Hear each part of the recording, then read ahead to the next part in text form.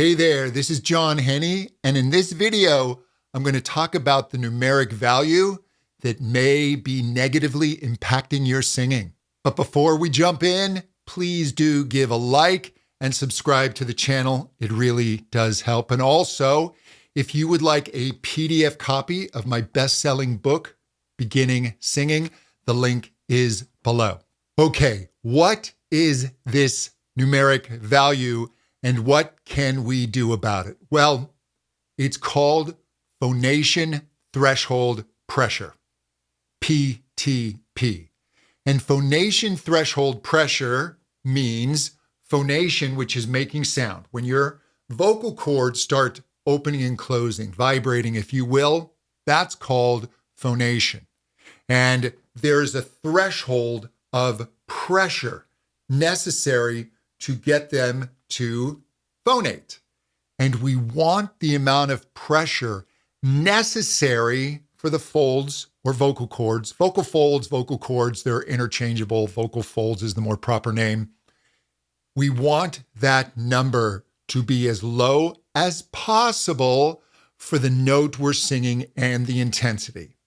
If you're singing more strongly, if you're belting, the PTP is going to be higher than if you're singing softly, but we still want the PTP to be as low as possible for that note. So what drives up phonation threshold pressure? Well, first, if your vocal cords aren't properly hydrated, try this. Wipe your lips dry and try and buzz. If you can buzz your lips like a trumpet player, that's a little harder than if you lick your lips and do it again. It's much easier. There is a higher phonation threshold pressure. How much pressure do I need to push against my lips to get them to buzz? When they are dry, it's higher. We need to stay hydrated. You need to drink plenty of water, and not just before you sing. First of all, it takes a little while to reach the vocal cords. I've heard upwards of 90 minutes, 2 hours. I don't know exactly. I've never seen an exact number. But also, you have a state of hydration at your cells. And if you don't drink enough water for an extended period of time, that can take weeks to properly rehydrate, and your vocal cords will slightly atrophy. We don't want that. The other thing are these nebulizers that spray the saline solution. This is why singers do this. The one thing it really does is it lowers the PTP. The vocal folds or cords are nice and slick, and so they vibrate more easily. There's less push that we need to get going. The other thing that lowers PTP is using a straw. And straw phonation is fantastic. I've also got a link below to get my warm-ups. It's a straw warm-ups course. That's free as well. But I like this contraption, the Dr. Vox. And what this does is it has a little straw, if you will, that goes into water. When I use that, or I can just use metal vocalizing straws. And what happens with the straw is my vocal tract is now narrowed and lengthened by the straw. And this raises pressure in the vocal tract because it's a partial obstruction. And this partial obstruction, they also call it semi-occluded vocal tract. You'll see the name SOVT. This partial obstruction raises this intraoral pressure inside the oral cavity and the throat. And this raising of the pressure now means there's less pressure required underneath the vocal cords to get them to phonate. That's why warming up, practicing with a straw can be really helpful. For instance, if I'm struggling to sing a song, I can't get to, that's really high. The Men at Work song, Overkill. So what I'll do is I'll take these straws. These ones are attached to cups.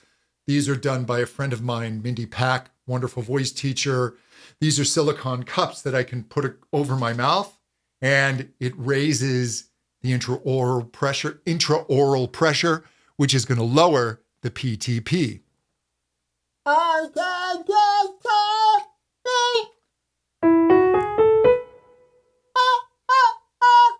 I can't get to sleep.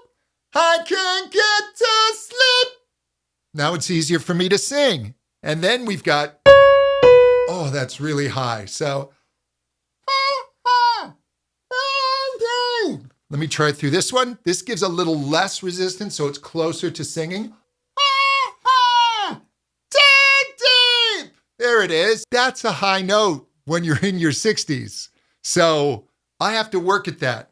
So using the straws and raising the pressure inside drops the PTP.